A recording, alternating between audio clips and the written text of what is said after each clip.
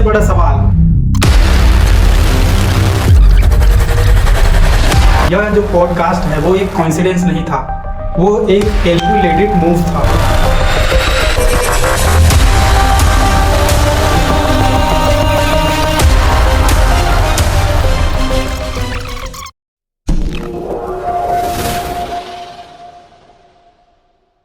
Welcome back to TRB journey and this is day 10। France के president ने Indian TV channels को छोड़कर एक यूट्यूबर्स के साथ पॉडकास्ट क्यों किया? क्या ये सिर्फ एक इंटरव्यू था या फिर ये डिजिटल डिप्लोमेसी का मास्टर स्ट्रोक? आज हम बात करेंगे उस पॉडकास्ट की जिसमें इमैनुअल मैक्रोन ने राजसामानी से बातचीत की। लेकिन आज सिर्फ हम घोषित नहीं करेंगे, आज हम समझेंगे स्ट्रेटजी, पावर और ग्लोबल मैसेजिंग को। फ्रांस के प्रेसिडेंट और राजसामानी के बीच हुए इस पॉडकास्ट को हम लोग 5 पार्ट में एनालिसिस करेंगे। First, why this podcast was historic. Part 2, strategic topic.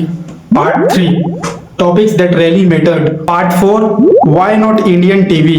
And last part 5, bigger picture. Part 1, why this podcast was historic. यह इंटरव्यू इसलिए खास था क्योंकि पहला, यह एक ट्रेडिशनल इंटरव्यू नहीं था। दूसरा, ये डिजिटल फर्स्ट डिप्लोमेसी थी। तीसरा और सबसे इंपॉर्टेंट, टारगेट ऑडियंस यूथ और एंटरप्रेन्योर्स थे। आज दुनिया बदल चुकी है।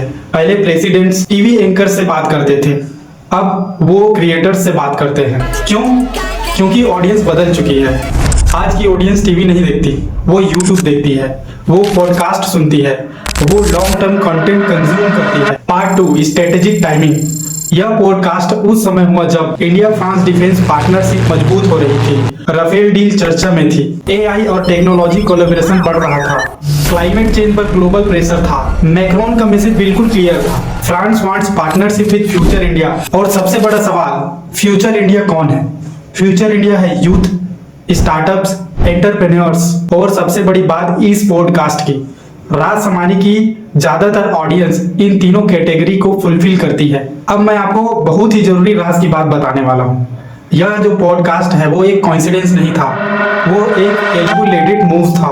Part 3, topics that really mattered. इस पॉडकास्ट में जो बातें हुई वो सरफेस लेवल नहीं थी। इस पॉडकास्ट का मेजर थीम्स थे India France strategic relations, defence and security cooperations, artificial intelligence, climate change, entrepreneurship, leadership mindset and democracy challenges. ये तो सिर्फ एक मेजर थीम्स हो गए, लेकिन इस पॉडकास्ट के अंदर इस थीम के बीच छुपा हुआ असली मैसेज क्या था? France sees India as a global power. यह सिर्फ एक फ्रेंडली कन्वर्सेशन नहीं थी, यह ग्लोबल पोजिशनिंग थी।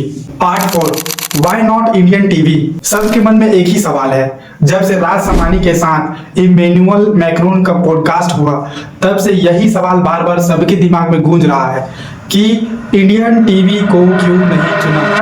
राजसामानी के साथ ही पॉडकास्ट करना उनको ज्यादा बेहतर क्यों लगा? क्योंकि टीवी इंटरव्यू शॉर्ट्स होते हैं, पॉलिटिकल फ्रेमिंग ज्यादा होती है, डिबेट फॉर्मेट अग्रेसिव होती है, पर podcast format deep, humanlised, youth friendly और रिलैक्स्ड होती है। मैक्रोन फ्रांस के बहुत जीनियस प्रेसिडेंट है, इसलिए उन्होंने कंट्रोवर्सी नहीं, कनेक्शन चुना। उन्होंने पॉलिटिकल ऑप्टिक्स नहीं, डिजिटल इंपैक्ट चुना। Part 5, bigger picture. आज दुनिया में डिप्लोमेसी बदल रही है। लीडर अब इंस्टाग्राम यूज करते हैं, यूट्यूब इंटरव्यूज करते हैं, इन्फ्लुएंसर्स के साथ कोलैबोरेट करते हैं। क्यों? क्योंकि नैरेटिव कंट्रोल डिजिटल में है। जो यूथ अटेंशन जीतता है वही फ्यूचर इन्फ्लुएंस जीतता है। मित्रों, यदि आपको लग रहा होगा कि ये पॉडकास्ट सिर्फ और सिर्फ मात्र एक इंटरव्यू है तो आप गलत हैं। यह पॉडकास्ट सिर्फ इंटरव्यू नहीं था, यह था digital power shift, youth engagement strategy, global trending move. अब सवाल आपसे, क्या ट्रेडिशनल मीडिया एरा खत्म हो चुकी है या डिजिटल क्रिएटर्स नया डिप्लोमेटिक ब्रिज बन चुके हैं? कमेंट करके बताइए। और यदि आपको ये डीप एनालिसिस पसंद आए तो चैनल को सब्सक्राइब जरूर करिए। तो दोस्तों, मिलते हैं नेक्स्ट वीडियो में, तब तक के लिए bye bye. Signing off day 10।